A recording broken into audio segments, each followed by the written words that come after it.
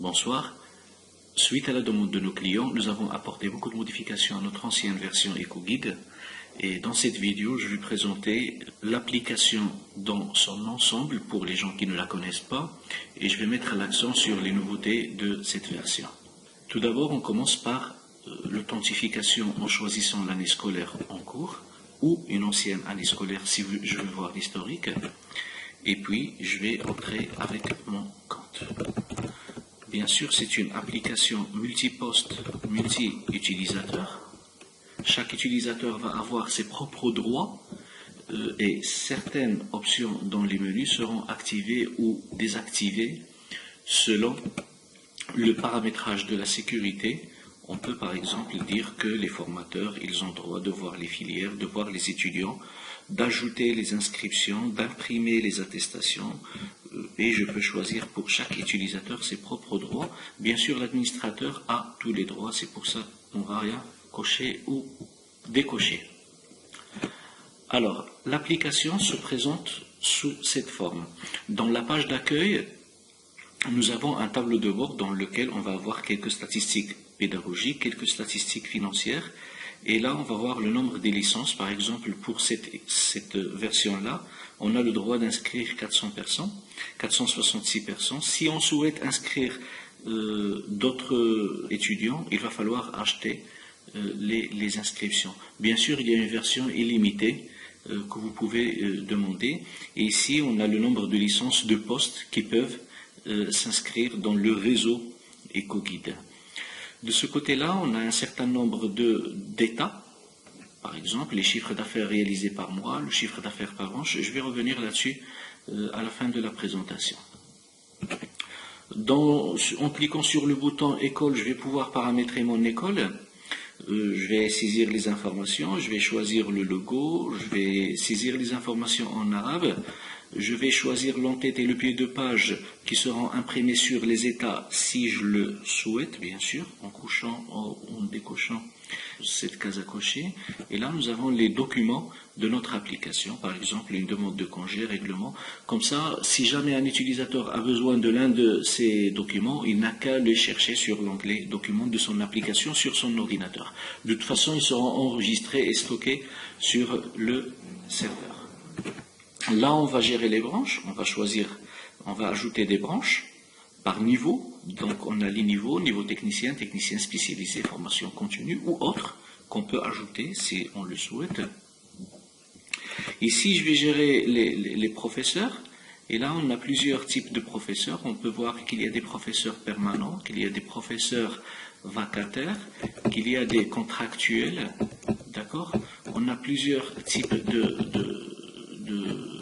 d'enseignants. On peut saisir leur information en arabe, on peut saisir leur expérience professionnelle, les informations financières, un taux horaire si c'est un vacataire et un salaire si c'est un permanent. On peut saisir ici les disponibilités du prof, quand est-ce qu'il est capable de donner des cours. Ça, on aura besoin de cet écran, surtout pour les vacataires. Et là, on va choisir les compétences du prof. Qu'est-ce qu'il peut enseigner? Quelles sont les matières de sa compétence? C'est pas forcément qu'il va enseigner toutes ces matières, mais c'est ce qu'il sait faire.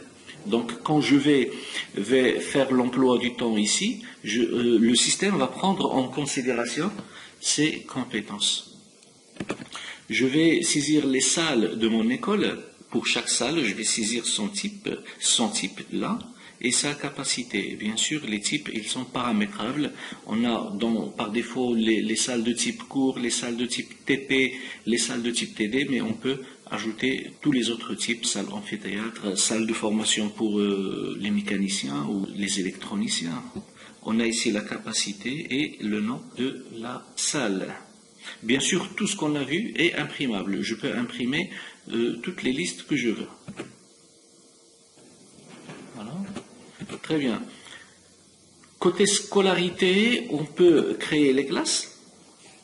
Donc, pour chaque branche, je peux créer un certain nombre de classes. Par exemple, pour technique réseau informatique, on a la classe TRI1, TRI2, TRI3. On a ici le niveau, le type de formation, cours du jour, cours du soir ou formation continue. Le mode de formation, si on souhaite gérer les formations résidentielles, les formations alternées, les formations accélérées et tout ça, d'accord? Et pour chaque classe, je peux imprimer la liste des étudiants, la feuille d'absence, par exemple, la liste des étudiants. On a ici toute la liste des étudiants de cette classe. La feuille d'absence, la liste des préinscrits, la liste d'émargement, si jamais on veut les faire signer sur un objet donné.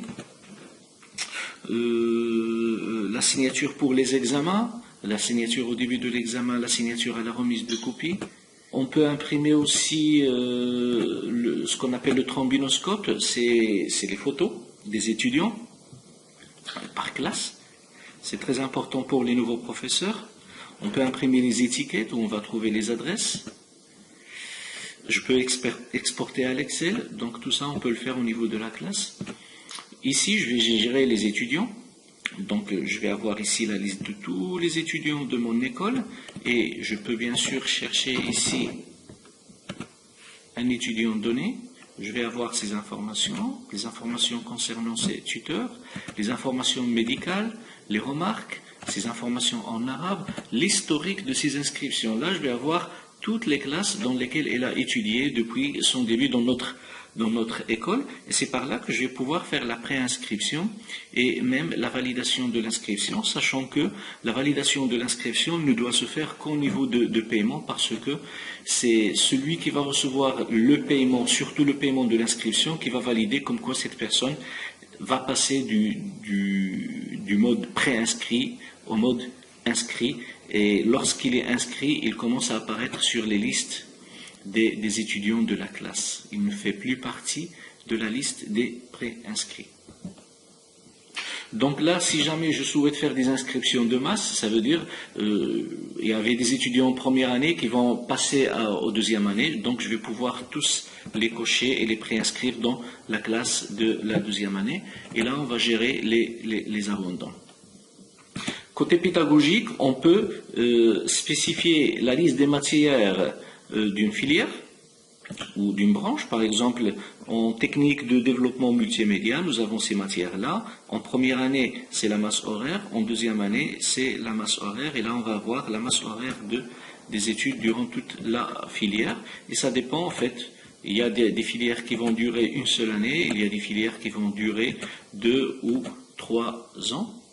Et on va avoir les détails de la masse horaire de chaque matière durant la première, la deuxième et la troisième année. On peut trouver des matières qui reviennent sur 2 ou 3 années. Et bien sûr, je peux importer les matières à partir d'une autre filière ou d'une autre année scolaire. Bien sûr, cette liste est imprimable.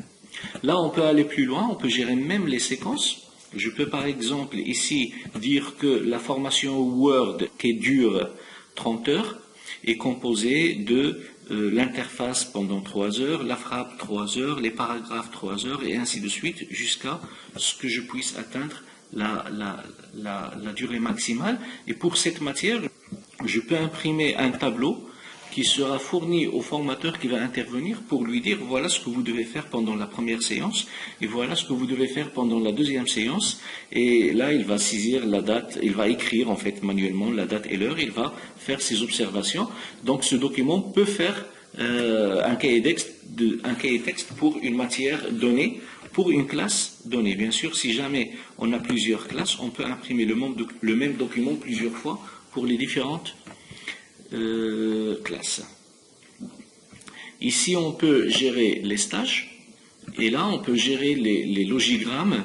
Le logigramme, c'est quoi? C'est un graphique qui peut nous montrer chaque matière, sa durée pendant la semaine, quand est-ce qu'il va commencer et quand est-ce qu'il va se terminer dans l'année. Chaque colonne ici représente une semaine. Et puis, on a ici l'année scolaire 2015-2016. L'année prochaine, on va avoir ici l'année scolaire 2016-2017. Et tout ce qui est en jaune, c'est les stages. Tout ce qui est en mauve ici, c'est les contrôles. Et tout ce qui est en noir, c'est les examens. Et on peut planifier quand est-ce qu'on va, par exemple, je vais planifier les modules. D'une façon trop facile, je peux préciser quand est-ce que ça commence et quand est-ce que ça se termine. D'accord? Et là, il va me donner le nombre d'heures de la semaine, le nombre d'heures que les étudiants vont étudier durant la semaine du 16 novembre. D'accord? Le lundi 16 novembre.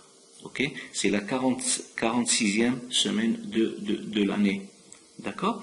Et là, lorsqu'on va voir comme quoi il y a 5, ça veut dire que dans cette semaine, on a 5 jours fériés, 5 jours de vacances. Ok? Si jamais je change ici 3 heures à 2, bien sûr, la durée de la formation va s'étaler. Si on fait 1 heure, il va se doubler, bien sûr. D'accord? Et si je fais 4 heures, on va voir comme quoi il va rétrécir. Ok? Et comme ça, on peut préciser quand est-ce qu'un module commence et quand est-ce qu'il se termine. Et je peux préciser les contrôles. Quand est-ce qu'on va faire les contrôles? Quand est-ce qu'on va faire les examens? C'est là. Je peux choisir comme quoi l'examen, on va le faire ici. Et ça va se répercuter sur l'emploi du temps de la classe. Bien sûr, tout ça, je peux l'enregistrer et je peux l'exporter à Excel si jamais je souhaite apporter des modifications ou si je veux l'imprimer. Et bien sûr, pour technique réseau informatique deuxième année, ils ont un autre logigramme et en troisième année, ils ont un autre logigramme. Là, on va pouvoir spécifier les jours fériés de l'année scolaire.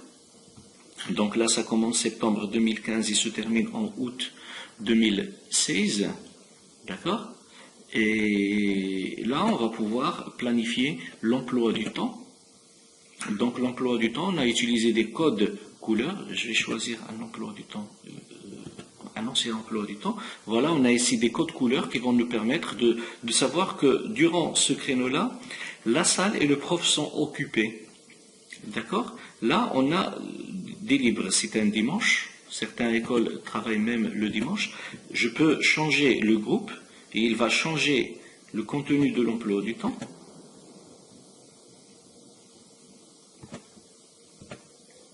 Et à chaque fois que je change le prof, ça change au niveau de les disponibilités sur l'emploi du temps. En fait, ça dépend des disponibilités de l'école, du groupe, de la salle et du prof. Okay? On peut voir ici le taux d'avancement dans un module. D'accord? On peut voir la masse horaire que le formateur enseigne chaque semaine. Et on peut voir le taux d'occupation de la salle. Donc c'est un écran qui est très très compact et qui contient beaucoup d'informations. Je peux aussi voir l'emploi du temps de la salle 2. Donc la salle, ça c'est l'emploi du temps de la salle. Toutes ces matières sont enseignées dans la salle 2, salle 2, salle 2, salle 2. Et là, c'est toutes les matières de la salle TP1. Ok? Parce que là, j'ai choisi salle. Si je choisis professeur, il va me donner l'emploi du temps du professeur. Donc, ce formateur, il travaille dans la salle TP2 pour enseigner 2 heures. 2 heures, ça fait 4 heures. Celui-là, il est trop chargé. Celui-là, il fait 34 heures, 29 heures 25, 35 heures et 5 heures. Donc, 3 heures plus 2 heures. Donc voilà en ce qui concerne. Et bien sûr, pour planifier une séance, c'est trop facile.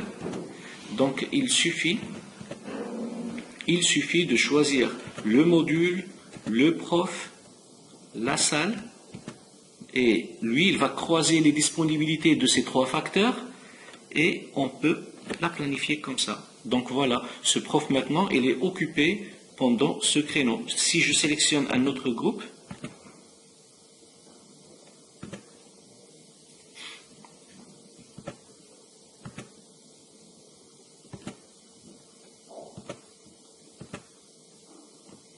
voilà, si je sélectionne un autre groupe, donc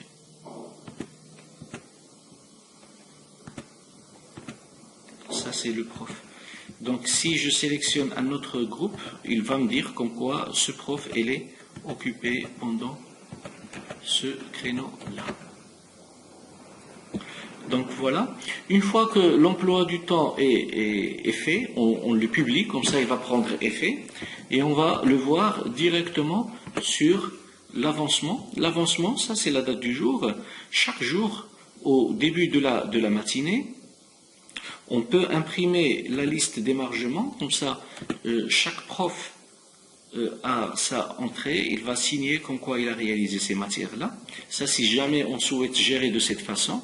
Sinon, on peut, le surveillant général ou le directeur des études, il peut observer les séances qui ont été réalisées, les séances qui n'ont pas été réalisées, et même les séances qui ont été réalisées partiellement, et les renseigner au niveau de notre système.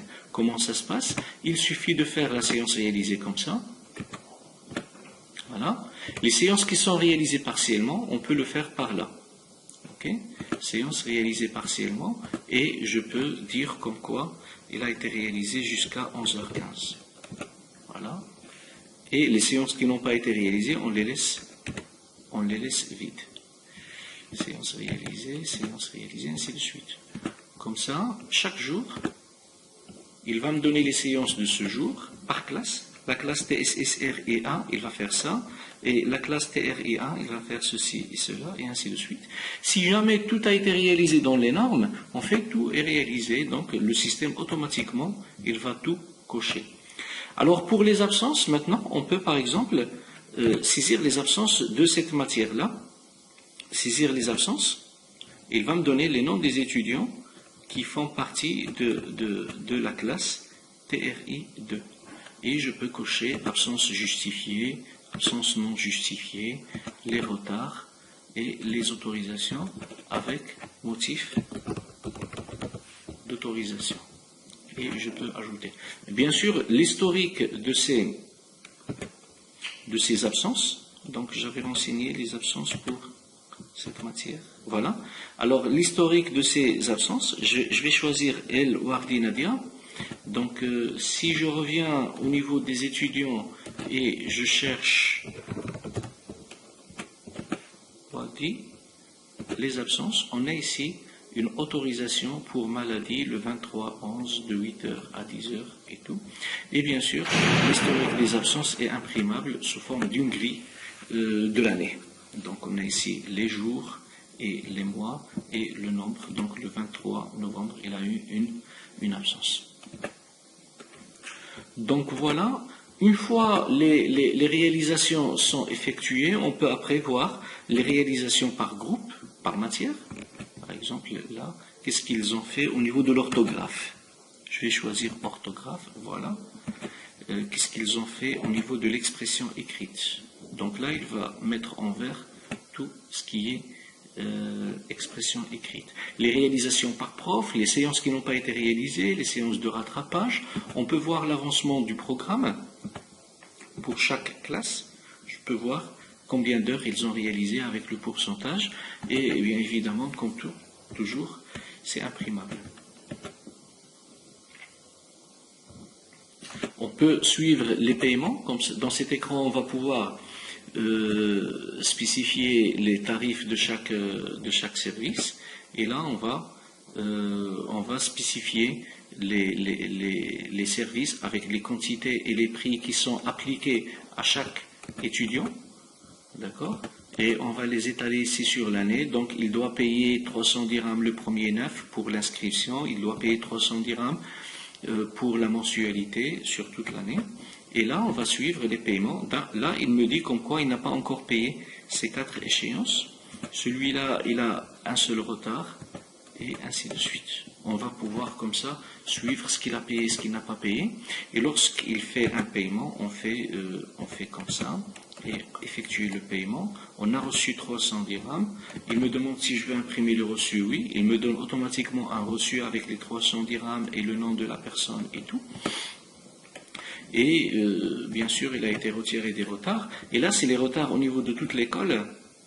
Et je peux bien sûr faire un filtrage par classe. Donc là, c'est que la classe anglais A1, la classe bureautique A1, la classe TRI1.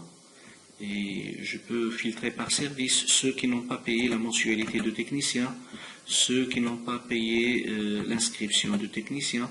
D'accord? Je peux bien sûr imprimer ces retards pour donner ces petites fiches aux étudiants. Ce sont des fiches que je vais découper et je vais distribuer aux étudiants. Comme je peux bien sûr envoyer des SMS. Il suffit de connecter un téléphone chargé avec un solde. Donc une fois qu'il est connecté, je le connecte, il est connecté par USB, je le connecte et maintenant je peux écrire ici mon message, prière par exemple, de régler vos mensualités de l'école HT Center. Voilà. Bonjour. Voilà, et je fais envoyer. Je peux envoyer ce message aux étudiants, comme je peux l'envoyer aux pères des étudiants et aux mamans des étudiants, si jamais ces informations ont été renseignées, parce que là, dans ma base de données, je n'ai pas les téléphones de ces étudiants. Même ces numéros de téléphone, ils ne sont pas réels, ce sont des téléphones fictifs. Voilà. Je peux bien sûr envoyer des emails si je ne veux pas envoyer des SMS. Il suffit d'avoir les emails des étudiants bien renseignés. Dans ma base de données, je n'ai pas d'email. Ok, voilà, on a vu comment recevoir les paiements des étudiants et comment suivre les retards des paiements. Je peux ici suivre le paiement des profs. Donc, puisqu'on a renseigné au niveau des avancements les séances réalisées par les profs, pour les vacataires, le nombre d'heures réalisées est calculé automatiquement selon le nombre de séances réalisées. Donc, le mois 9, il a réalisé 143 heures, 200 heures, 102 heures. Voilà, avec son taux horaire, on va pouvoir calculer le montant de sa mensualité. Et là, je vais pouvoir lui donner des chèques ou en espèces et tout. Je peux ajouter des paiements. Je peux choisir ici des paiements, choisir chèque, espèces, virement et tout. Et comme ça, je peux imprimer une fiche de vacation dans laquelle on a les détails de ce qu'il a enseigné avec tout. Donc, et à la fin, il va me donner le nombre, le montant à payer en lettres et en chiffres et tout, avec l'IR et tout. Tout se calcule automatiquement. Et pour les permanents, on va pouvoir spécifier les avances. Si jamais il a pris des avances, on va pouvoir spécifier des primes, des retenues, et le paiement va s'effectuer automatiquement selon son salaire en ajoutant des avances, des primes, en retenant des avances, les retenues, et en ajoutant les primes, tout se calcule automatiquement.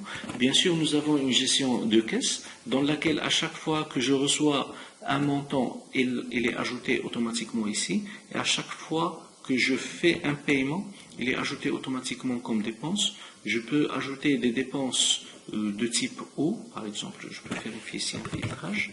Donc là, c'est ce qu'on a payé pour l'eau et ce qu'on a payé pour l'électricité. Donc il y a toute la gestion des dépenses de l'école et des revenus. Les revenus peuvent être des revenus des paiements des étudiants, comme ils peuvent être des revenus autres que les paiements des étudiants si jamais on fait la vente du matériel ou d'autres services. Donc notre application va nous permettre aussi de gérer les examens. Donc là, on va saisir les coefficients des matières, les coefficients des contrôles continus, des examens théoriques, des examens pratiques, la soutenance, la première année par rapport à la deuxième année et par rapport à la troisième année. Là, on va pouvoir, si jamais on ne veut pas saisir les notes directement sur notre application, chose qui est possible, on peut exporter les fiches de saisie sous forme Excel pour les donner aux formateurs qui vont saisir les notes sur Excel, et puis après on va les importer dans notre application directement, et puis on va gérer les notes ici, on peut les modifier jusqu'à ce qu'on a toute la base de données remplie avec des données. À ce moment-là, on va pouvoir éditer d'une façon très rapide les PV et les bulletins. On va pouvoir les imprimer directement à partir de l'application, des PV annuels, des PV les notes des examens pratiques, les notes des contrôles, le tout s'exécute d'une façon très rapide. Alors, je vais revenir côté reporting.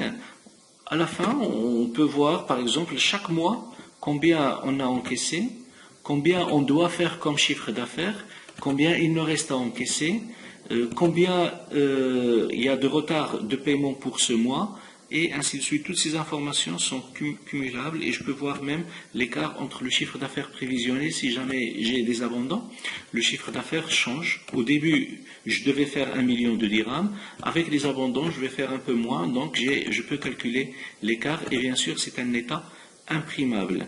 De la même façon, je peux imprimer le chiffre d'affaires par branche, par service. Je peux imprimer combien j'ai payé pour les profs chaque mois. Quels sont les services qui ont été payés par mois et combien? Les services qui n'ont pas été payés par mois, ça c'est les retards des paiements. Je peux voir un état statistique global sur les retards de paiement. Les services qui ont été payés partiellement, les revenus divers par mois et les dépenses divers par mois. Et bien sûr, tous les paramètres de l'application, je peux les effectuer ici, y compris la sauvegarde de la base de données, chose qui est très importante. Il ne faut pas oublier de faire régulièrement la sauvegarde de la base de données et de créer des comptes d'utilisateurs et de changer le mot de passe administrateur, parce qu'au début c'est admin avec le mot de passe admin qu'il va falloir changer directement après l'installation de l'application. Et là, on va pouvoir gérer les mises à jour qu'on fait régulièrement sur notre application pour améliorer soit son aspect visuel, soit les bugs qui peuvent glisser dans le code, ou même des améliorations des fonctionnalités de l'application. Donc voilà, j'ai essayé d'être rapide pour présenter cette application qui nous a pris beaucoup de temps pour la développer, qu'on espère qu'elle sera bénéfique pour vous. Et vous pouvez la télécharger gratuitement sur cette adresse, comme vous pouvez nous envoyer vos emails ou nous contacter par téléphone sur le numéro et l'adresse email suivant. Bon, je vous remercie. À la prochaine. Je vais essayer de détailler chaque fonctionnalité dans une vidéo à part. Je vais faire une vidéo pour gérer les inscriptions, une autre vidéo pour les paiements, une autre vidéo pour la partie pédagogique, pour l'emploi du temps, et ainsi de suite. Donc je vais essayer de détailler tout ça, ce que j'ai fait d'une façon rapide sur cette vidéo. C'est une vidéo promotionnelle de présentation. Je vais essayer de détailler tout ça dans des vidéos séparées dans les prochains jours, Inch'Allah. Merci.